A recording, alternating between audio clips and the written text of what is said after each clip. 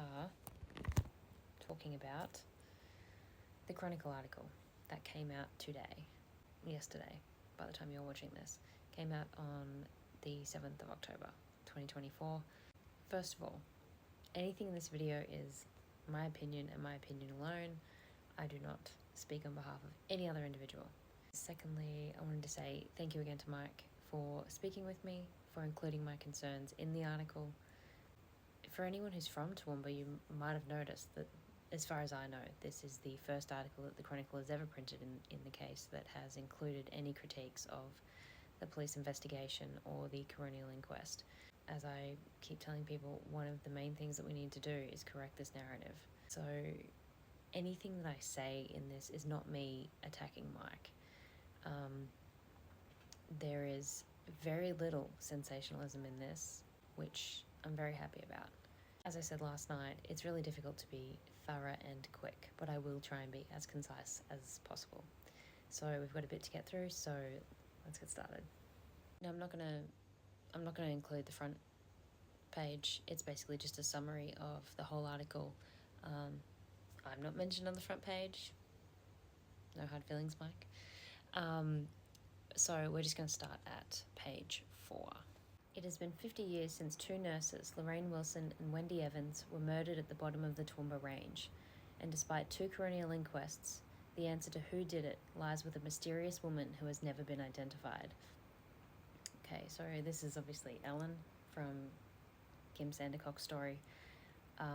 If Ellen is a real person, then yes, she could very well have answers to this case. But she is certainly not the only place that answers will come from. There's plenty of other avenues to find out what happened here. With their first year of nursing finished, Wendy Evans and Lorraine Wilson were in search of adventure. The Sydney-based pair set Brisbane in their sights and took off in Lorraine's Volkswagen Beetle in the spring of 1974. Wendy and Lorraine made it to Goondiwindi before car troubles interrupted their fun. But Wendy and Lorraine weren't easily deterred. They hitchhiked to Queensland's capital, where they spent the week enjoying life. It was their return trip home that would tragically change the course of both of their lives. Wendy and Lorraine, still waiting for the Beetle to be repaired, made the fateful decision to continue hitchhiking. They left Wendy's sister's home in Camp Hill at 11 a.m. on October 6, 1974, bound for Dubbo. It would be the last their loved ones saw them alive. In the days that followed, Lorraine was killed by what is believed to be sharp blows to her head. Wendy was savagely bashed and her skull rendered to a pulp. Their bodies were discovered by chance in June 1976 at a clearing on the outskirts of Toowoomba. Wendy and Lorraine were fully clothed and their legs were bound in a manner used by pig hunters to hobble their prey. First point of contention. I do not believe the girls were fully clothed, for 2 reasons. 1, no photo has ever been shown showing clothing over a bone. Secondly, this is an article from Sunday, June 27, 1976, and I will flip the camera so that you can see it.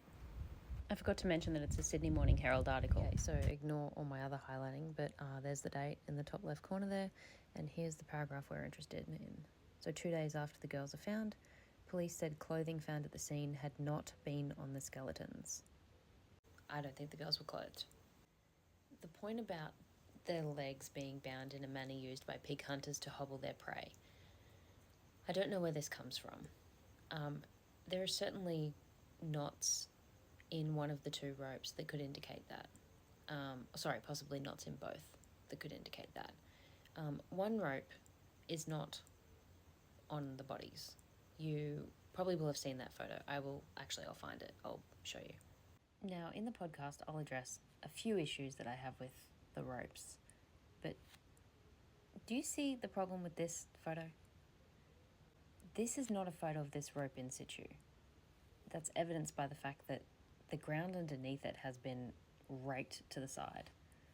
So this rope was moved, the ground was raked, and the rope has been replaced.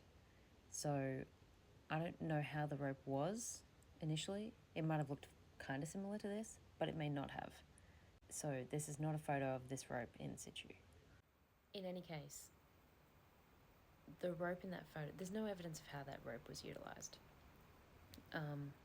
It could have been used in that manner, but I don't think that there's any way to know for sure. Moving on. The hunt for their killers began immediately. Multiple witnesses reported seeing 2 men and 2 women arguing beside a light green Holden sedan on the downhill section of the Toowoomba Range just hours after they were seen in Brisbane. I've raised my issues with the range sightings before, and I will no doubt raise them again in the podcast, in Unravelling Murphy's Creek. I've done a spreadsheet on the range sightings. Look, 2 of the sightings somewhat align. They could be talking about the same event. That's the Britches and Robert Styler, and we'll come back to them in a second. The rest of them, completely different. There's no way that you could look at all of these and say they're the same thing. Time of day varies. Whether they even ID Lorraine and Wendy. 4 of the 6 sightings don't even ID Lorraine and Wendy. The number of people, the number of men, the number of women. One of them has 6 men and 2 females there. Number of cars, colours of cars, makes of cars. One of them has a black Falcon. The descriptions of the men at the scene, completely different across all of them. They're not the same event. Now, as I said, the only 2 that are even remotely close to being the same are the Britches and Robert Styler, and both of them have issues. The coroner himself questions Robert Styler's ability to be able to ID Wayne Hilton at that time. The Britches, the cops themselves say that they ruled them out, that they ruled out that sighting as having been on the 6th of October. The Britches said that their daughter was in hospital. Police reckon they checked the hospital records and that they ruled it out that it could have been on the 6th. So the police are saying that one's ruled out. And yet we seem to be picking and choosing when we want to use information from one of these sightings. We'll come back to them in the podcast. Just one more note, for example, there's no way that you're confusing whether your event happens at 2 to 3 p.m. in the afternoon, as the Beatles say that theirs does, and the Britches and Robert Styler when theirs happens at roughly 9 p.m. at night. They're not the same event. These women were not standing on the side of that range for 7 hours in distress. I refuse to believe that. That didn't happen. It didn't happen. It just didn't happen. Varying reports indicated a woman was pulled towards the car, while others say they heard women calling for help. Several of the witnesses said the women matched the description of Wendy and Lorraine. But in the 50 years since their deaths, justice was never delivered to the people who savagely murdered these 2 women. The one that got away. Retired Detective Paul Rouge believes that if Wayne Boogie Hilton was alive today, police would have enough evidence to charge him with the double murder along with accomplice Alan Shorty Laurie. He's entitled to that opinion. I would love to speak to any prosecutor or even barrister who would believe that would happen if they were alive. I'd be interested in talking to those people. The 2 men were part of a network of criminals who had run afoul of police but were not considered murder suspects until the late 80s. The 2 men being a part of a network of criminals, I don't know what that is based on. Mike, if you want to tell me what that's based on, I'd be very interested to know. If it's a comment from Rouge, fair enough. If that's your own writing there, I'd be very interested to know what it's based on. Were not considered murder suspects until the late 80s. Mr. Rouge was handed the cold case in 1987 after police received a tip-off from a prison informant who recalled hearing 2 other inmates brag about killing the women. He interviewed the 3 inmates but said their story did not stack up. They were basically big-noting themselves, Mr. Rouge said. From these interviews, Mr. Rouge was led to other members of the families, namely best mates Wayne Hilton and Alan Laurie. I don't know where that statement comes from. If anyone out there can find anyone who says that Wayne Hilton and Alan Laurie were best mates, please rewardofferdpod@gmail.com. Please do contact me. Quote, there were a number of things that made them the prime suspects, unquote, Mr. Rouge said. They included an eyewitness who put the men with Wendy and Lorraine at a shop on Ipswich Road close to when they disappeared, along with other witnesses who believed they saw the men arguing with the women on the downhill section of the Toowoomba Range. Again, we'll come back to the range sightings more in depth in the podcast. Let's talk about Anthony Doherty. So we have no way of verifying that it is Lorraine and Wendy that Anthony Doherty sees in his reported event. Let's just say for a second that it is. We're going to borrow a little clip from the 60 Minutes segment for a second. Okay, full credit to 60 Minutes. Late that morning, a car pulls up. Note this guy's appearance. Note the colour of his hair. A distinctive green and white EJ or EH Holden noticed by witnesses. And the two girls are offered a ride as far as Toowoomba.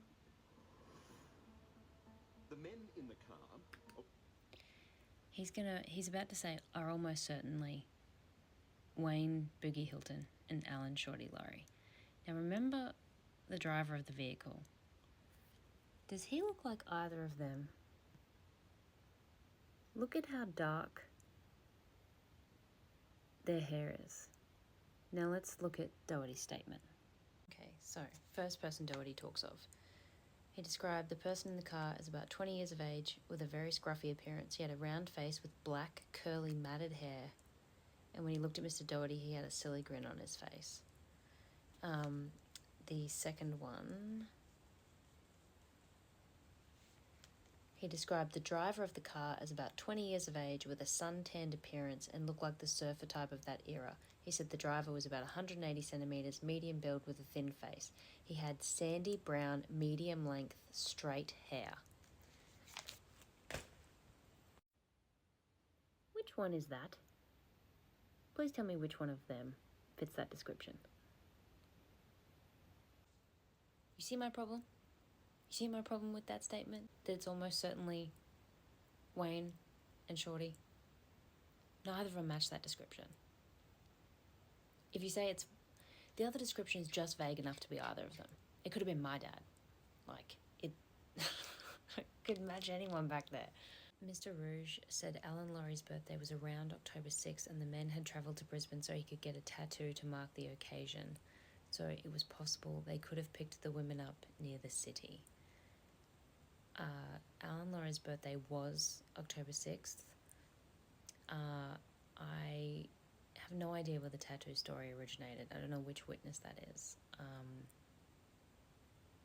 I have yet to come across the origin of that tattoo story. So I will have to get back to you at a later point about that. A third witness claimed the rope used to hogtie the women was the type used at the KR Bacon factory where Alan Laurie worked. Okay. There was 3 Alan Lauries. Okay. There is Alan Shorty Laurie, who is a person of interest in this case. There is Alan Ungie Laurie, who is a person of interest in this case. There is a third Alan Laurie, who is not a person of interest in this case, but who was also known as Shorty. This gentleman, don't stop moving you, this gentleman, the third Alan Laurie, worked at the bacon factory. The employment records for the Alan Laurie that worked at KR Bacon Factory do not match Alan Shorty Laurie, who is a person of interest in this case. They do match the birth details, or at least birth year, of the third Alan Laurie. I believe it is him that worked at the bacon factory, not the Alan Laurie, or either Alan Laurie, that was a person of interest in this case. Now, this could indicate one of two things. Either Queensland Police was unaware that there was a third Alan Laurie and didn't even know who the evidence matched and just disregarded the fact that the birth year for the Alan Laurie didn't match either of the persons of interest in the case.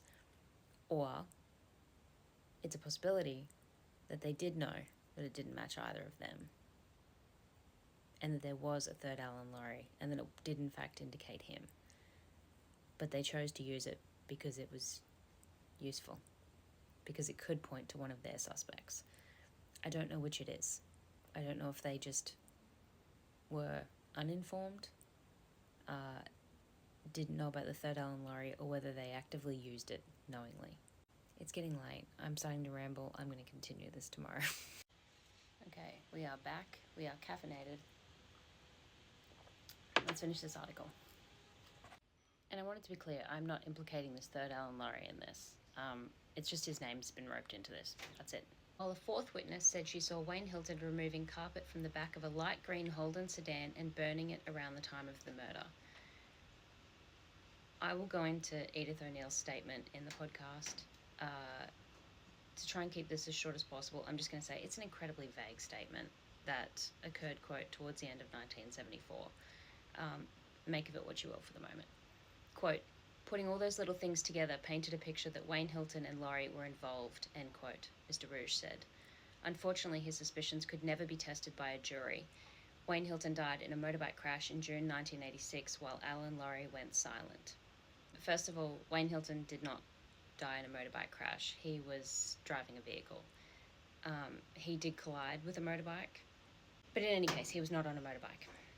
Quote, there were a number of things that made Alan Laurie a prime suspect, but he claimed legal privilege, end quote, Mr. Rouge said. Quote, we took him into the police station, and as soon as we told him we wanted to talk about the murders, he went ballistic. He bellowed like a bull, and we did not get any further than that. That was strange for him. He had only had minor involvement with traffic offences, and such a reaction was indicative that he had some involvement. This line at the end, such a reaction was indicative that he had some involvement. Look, I cannot speak to the anecdotal experience of a detective, but in terms of psychological literature, that statement is categorically false. Innocent people do not just sit there quietly while they're accused. Innocent people get angry. Now, yes, there is outliers, but majority of the time, innocent people get angry.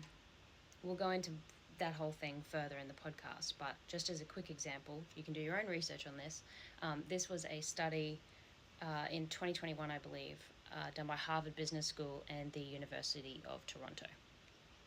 So I'll put a link to this in the comments below, but the study is titled Anger Damns the Innocent. It was a collection of 6 studies that they did to determine how people react to being falsely accused and how those reactions affect others' perceptions of their guilt or innocence. A couple of key points I want to touch on here. Those who were falsely accused reported feeling angrier and to claim that they were being unfairly assessed. Every time, participants judged those who reacted angrily as being guiltier than those who reacted with calm. The only people who seemed guiltier to these subjects were those who pleaded the fifth in court and refused to say anything at all. Those doing the study then performed a similar experiment on 136 professionals whose job ought to give them some sort of insight into guilt and innocence: law enforcement professionals, fraud investigators, lawyers, and similar professions. Even they thought that those who reacted with anger and those who refused to answer questions at all were likely to be guilty. They thought those who reacted calmly were most likely to be innocent. It's a sad state of affairs when even trained professionals think reacting calmly to an accusation makes you innocent and reacting angrily makes you guilty, when the opposite is likely to be true. So researchers from the study said, quote, we find that anger is an invalid cue of guilt and is instead a valid cue of innocence. Most people, even professionals whose job require them to pass the guilty from the innocent, use emotional cues to determine whether someone is guilty. More often than not, following these emotional cues will lead you to the wrong conclusion. This tallies with existing literature, which suggests that most people are really bad at knowing whether someone is lying or telling the truth. I certainly hope that this interaction is not the genesis of Mr. Rouge's belief in Shorty Laurie's guilt in this case, because if it is, that is a very rocky foundation. And this is unfortunately a perfect example of cognitive bias. Okay, let's continue. Police could not build a sufficient case to charge Alan Laurie before he died from a heart attack in the early 90s. I don't know where that time frame comes from. Alan Laurie died in December of 2000. He certainly did not die in the early 90s. In the years that followed, Mr. Rouge said that the case against the men had strengthened, in particular by several women who came forward around the time of the second coronial inquest in 2013. The inquest heard material from 3 women who alleged they were abducted off the streets in Toowoomba by men fitting their descriptions and raped. This I'm going to leave for now. This will take way too long to break down now, but we will go into that in the podcast. He is haunted by the case. Quote, I still think regularly about the fate of the 2 women and what has happened since then, end quote, Mr. Rouge said. All right, now I got to hear from some broad. Okay, questions remain. While the coroner has ruled that Wayne Hilton was responsible for murders, I think he means for the murders, not everyone is convinced. True crime podcaster Amanda Doyle has spent the past 3 years combing through material from the 3 investigations and believes the matter is far from solved. Goddamn right I do. She said there was information provided to police that the nurses were intending to stay with a family at Murphy's Creek who came to know Lorraine through connections in Dubbo. That is correct. I would like to make it very clear. This connection to Murphy's Creek is not through a Hilton or Laurie. Quote, there was no mention of this family during the inquest, end quote, Miss Doyle said. Quote, I would have thought interviewing them would be crucial for establishing a timeline. Amanda is right. There were also discrepancies in the accounts given to police from the witnesses who saw 2 men and 2 women arguing on the downhill section of the Toowoomba Range Road. That's the sightings we spoke of that we'll go into in the podcast. Quote, there were also other people who came forward but were not mentioned in the 2013 inquest, including 2 men who called Crime Stoppers in 1997 and said they were with Lorraine and Wendy in Toowoomba. And to be clear, neither of these men are a Hilton or a Laurie, nor are they any of the other persons of interest in this case. I don't even think you have to be a casual consumer of true crime to understand why speaking to these 2 gentlemen might be incredibly useful to your timeline. Because what does our timeline look like at the moment? We have Lorraine and Wendy leave Camp Hill at roughly 11 a.m, October 6, 1974. Their bodies are found June 25th, 1976. We have no confirmed point on that timeline between then. These 2 gentlemen can give us at least 2. When and where they picked them up from, and when and where they dropped them off. Who were they with when you dropped them off? What were they wearing? Where did you drop them off? These are all crucial questions that have never been answered, and in 50 years have never been asked. Why did Queensland Police, including Mr. Rouge, despite knowing this information, fail to investigate these crucial elements of Lorraine and Wendy's movements?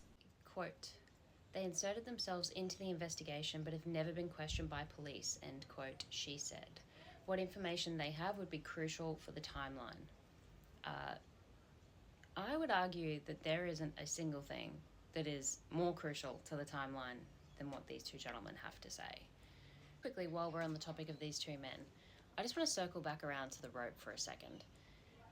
We're told that it comes from the KR Bacon factory, which is kind of weird because police at one point said that they'd excluded that it came from the bacon factory, but let's just say for a second that it does. The implication is that it's associated with meatworks, right? Now, I'm not saying that this is indicative of anything, just simply that it would be curious that of these 2 men that admit to being with Lorraine and Wendy in Toowoomba, that one of them on a 1977 electoral roll would list himself as having been employed as a butcher. She is highly critical of the inquest. I'm not going to get into that now. I will deal with that on the podcast. Quote, my worry is that there are people out there who have information but won't come forward because they have this narrative in their mind, end quote, Miss Doyle said. Quote, people with relevant information can't come forward if they are working with incorrect information, end quote. I do believe that there is people out there in Toowoomba who have information as to other persons being involved in this crime. That does not mean if you have information relevant to the 7 persons of interest, I don't want to hear from you. I want to hear from anyone who has any information about this crime. I don't have a dog in this fight. I'm interested in following the evidence wherever it leads. I'm certainly not going to pursue evidence because it does or doesn't point to one particular individual or several individuals. One woman knows the truth. Perhaps one of the most bizarre witness statements came from Kim Sandercock. 10 years after the brutal murders, she told Mr. Rouge that she was approached by a drunk woman at the Crown Hotel who went into painful detail about the grisly event. The woman is only known as Ellen. The 2013 inquest heard Ellen told Miss Sandercock that she was with, quote, Shorty and one of the Hilton boys when they killed the nurses, end quote. In Miss Sandercock's statement to police, she said Ellen said she was with the two men when they picked up the nurses with the intention of raping them in some scrub at Murphy's Creek.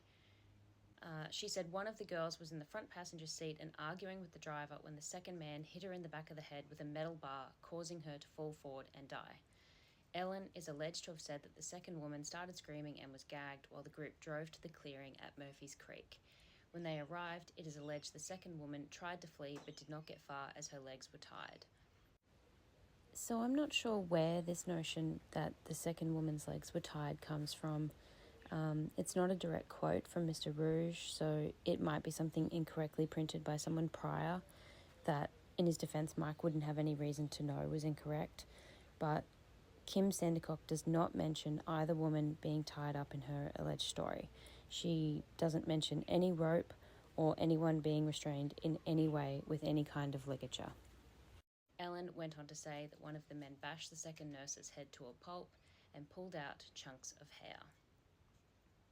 This is the only account on record that marries with injuries the nurses suffered. Lorraine suffered a sharp blow to the back of her head, while Wendy's skull was shattered into dozens of pieces. Mr. Rouge said this information about the injuries was not publicly known when Miss Sandercock made her initial police statement. Correct. I haven't been able to find the specifics of an injury to the back of Lorraine's head, whereas Wendy's injuries seem to be more so to the entirety of her head. I have not seen those specifics in a newspaper article prior to Sandercock's statement in '89. There certainly was information out there that their injuries were suffered to their heads. I will agree with that for the moment. When I took her statement, it was like she was in a trance, going back on what she remembered, he said. One thing that I will say now about this statement in the Chronicle is my concerns about where Sandercock gets this information. If we're saying that we're exclusively using the description of these injuries to prove validity to her statement, it's very important to note that yesterday morning, when this article came out, I called a witness that I've spoken to who gave police a statement regarding this case around the same time, and they confirmed, once again on the record, that when police came to them to take their statement, they showed them photos of the girls' skulls. As far as I'm concerned, that taints this statement. You can't use the information she gives if you're providing... Now, I'm not saying that happened with Sandercock, but if it did happen with another witness, why would I assume that it wouldn't have happened with Kim Sandercock? That concerns me. That causes me to question several things about Kim Sandercock's statement. Quote, "It was unusual that a person quite a few years later would remember in that level of detail what that woman told her. It seemed to be more that she was the person who was reliving what she saw. It was eerie," end quote. Now, I completely agree that the level of detail in Kim Sandercock's story is strange, especially given she claims that this conversation happened 5 years prior to her statement, and that she's actively trying to not hear it as this woman is telling her because of how graphic it is. I agree, that's very strange, which only further makes me question this story about Ellen. Now, this notion that Kim Sandercock is getting this information from recalling a first-hand experience, yes, given the level of detail, that would make sense. And while I haven't been able to confirm it, I'm pretty sure that at the time of the murders, Kim Sandercock was in her very early teens. And we would have to presume that the age of any alleged perpetrators is going to be at least late teens to early 20s minimum. So I don't know why she would be hanging out with people that age. Again, there's the question of why, if she knew that these men were going to take these women to be raped, that part just doesn't make any sense to me. And on a table of options as to how she comes to this information, her being a first-hand witness to this is not high on my personal list of explanations. Of the 9 witnesses who came forward to report the altercation on the Toowoomba Range, none mentioned a third woman, though one mentioned a third man. Good pickup, Mike. I wouldn't have thought to include that.